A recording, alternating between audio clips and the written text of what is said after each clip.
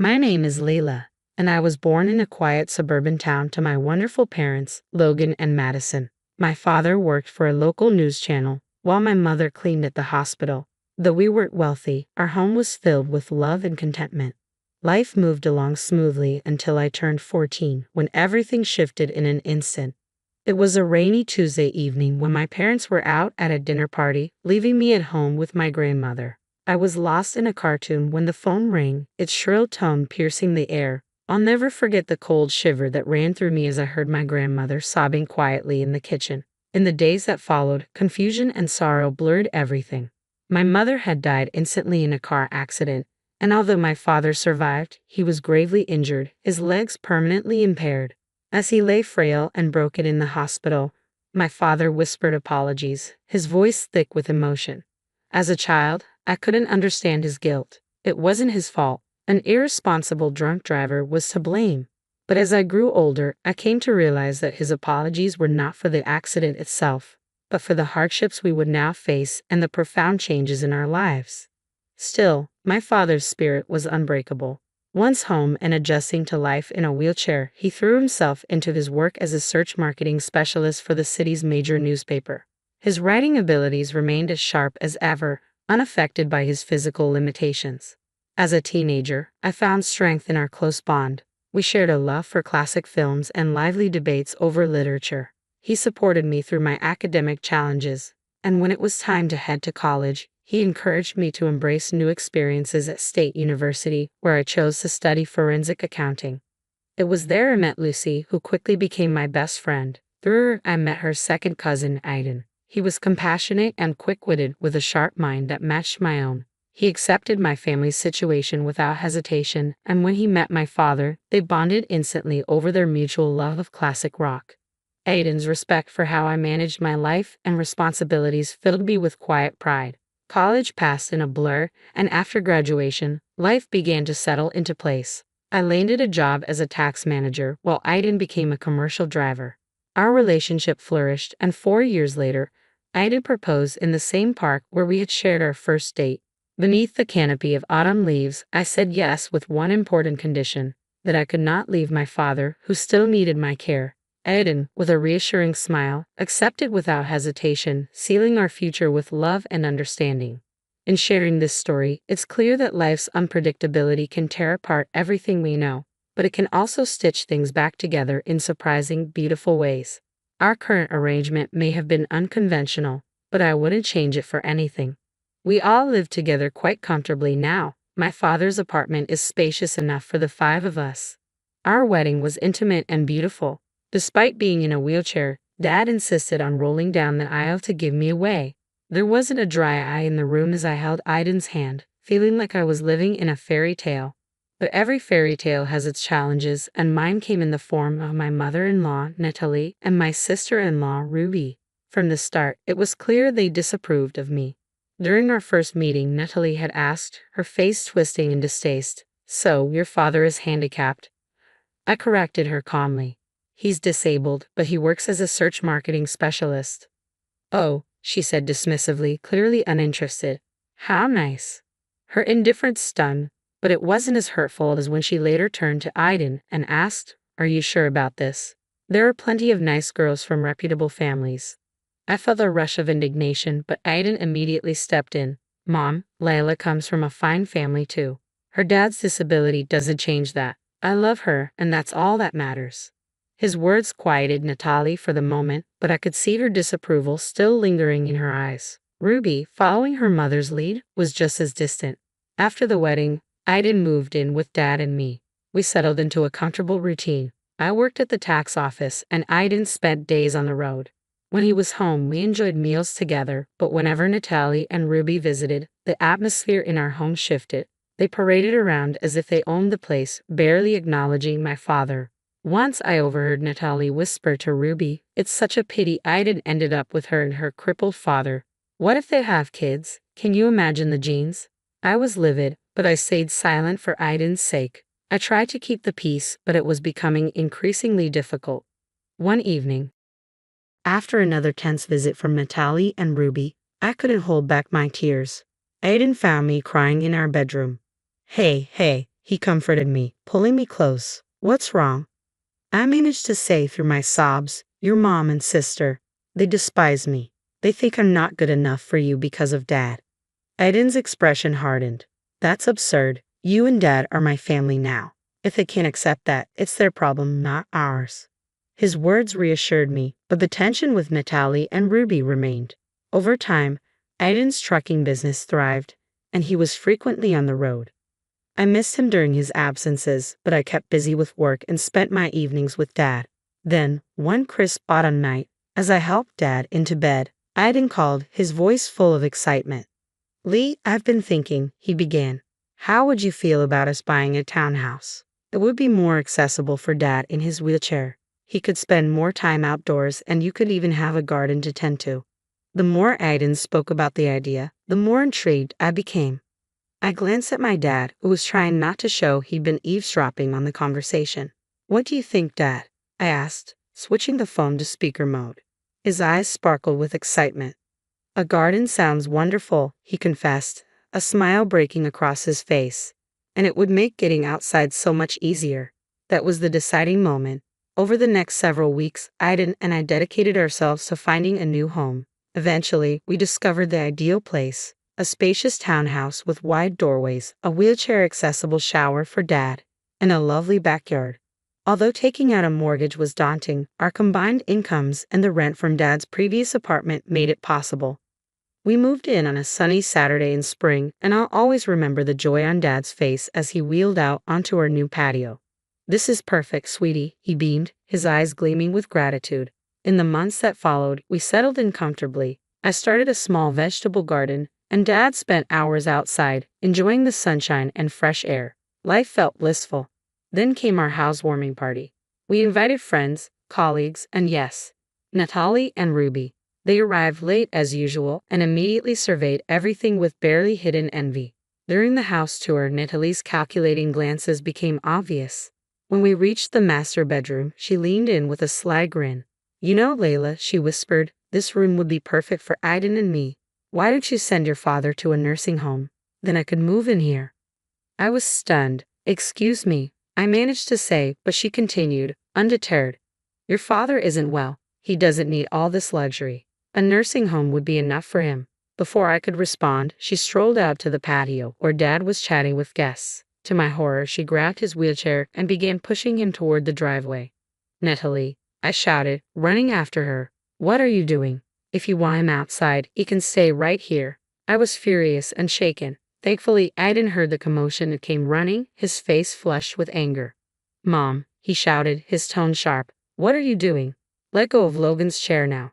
Natalie looked taken aback by his sternness. But honey, I don't want to hear it. Aiden cut her off. You and Ruby need to leave. Now, after they left, Aiden apologized deeply to both Dad and me. I'm so sorry, he said, his voice thick with emotion. I had no idea she'd go this far. Dad reached out, patting Aiden's hand gently. It's not your fault, son. Some people just don't understand what's important.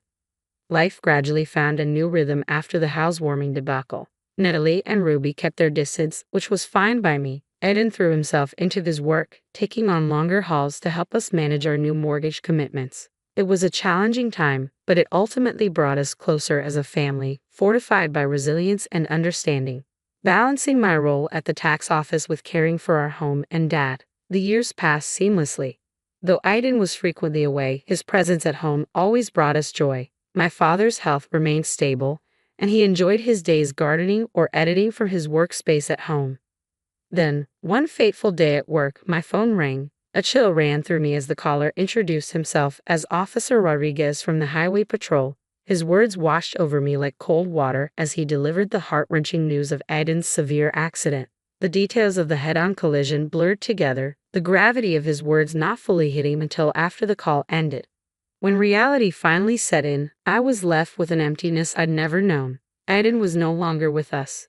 The following week passed in a haze of grief and arrangements, carried out in a numb state as I struggled to process the weight of the loss. I knew it was crucial to personally inform Natalie, Aiden's mother, about the tragedy. When I called, her initial sharp tone quickly twisted into harsh accusations, blaming me for Aiden's accident. She claimed his demanding work schedule was my fault, her words leaving me stunned and devastated. She ended the call abruptly, leaving me in tears. Aiden's funeral took place on a gray, drizzly day that mirrored the somber mood. Though his mother and sister were notably absent, the community's heartfelt turnout showed how respected and loved he was. My father stood beside me, offering quiet strength as we braved the sadness together. When we returned home, something felt off. The lights were on, and I could hear movement inside. A bizarre sight, especially since I had double-checked that everything was off before leaving.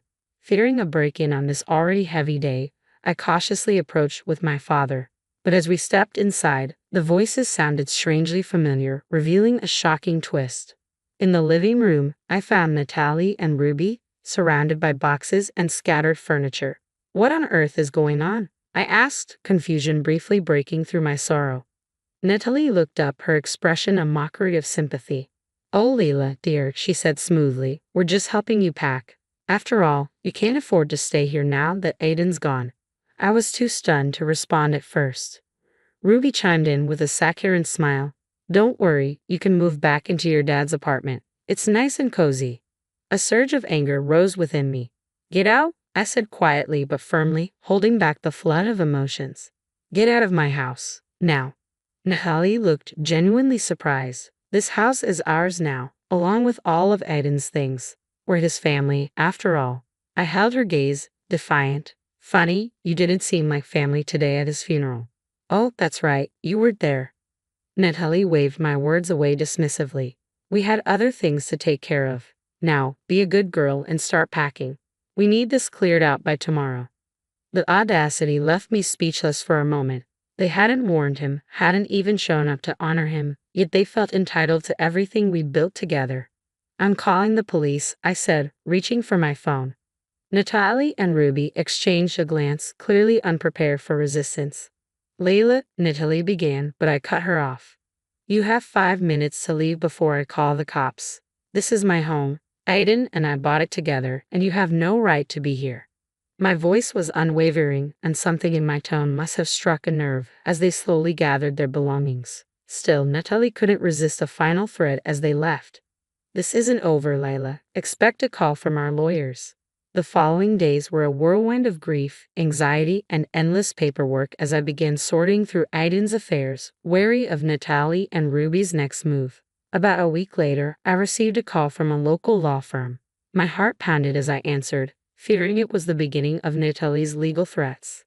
"Mrs. Aiden," a professional voice asked. "This is Anthony from Anthony and Partners. I'm calling regarding your late husband's will." "A will?" I whispered, taken aback. Aiden had never mentioned a will. "Yes, he came to us 4 months ago," Mr. Anthony continued. "He was very clear about his intentions."